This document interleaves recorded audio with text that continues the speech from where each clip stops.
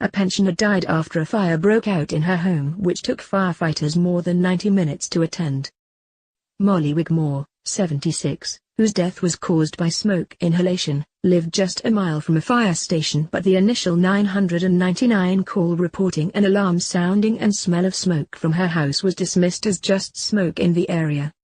That 999 call was made at 5:17 am and should have automatically led to a crew being dispatched to investigate, but a senior operator on duty overruled, which meant no one was sent.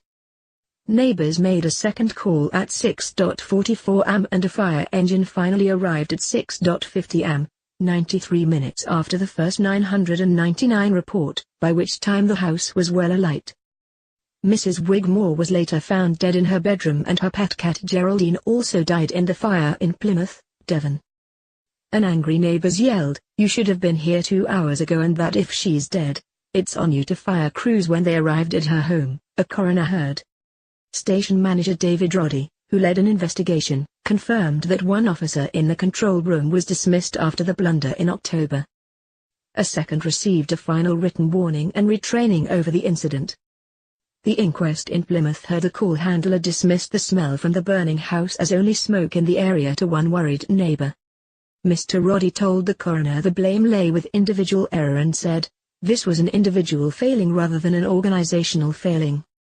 The inquest found that a crew deployment was overruled in a breach of procedure. Mr. Roddy told the hearing that following a call reporting a smell of smoke, a minimum of one pump should have been deployed immediately. Mrs. Wigmore's house was around a mile and a half from Camel's Head Fire Station. However, the senior operator overruled sending a pump to a call about smoke in the area. The inquest heard that 2 fire control room officers failed to deal with calls with due diligence. Mr. Roddy said call handlers should have taken more care over 3 calls to take the right course of action. Con Glenn Harrop told the inquest that Mrs. Wigmore was in poor health and for these reasons it couldn't be proved beyond all reasonable doubt whether the delay in sending the fire engine resulted in her death. Coroner Ian Arrow recorded a narrative conclusion. After the inquest, her sister Sheila said, "Molly was a loving lady. I am satisfied this was a one-off, but it is too tragic.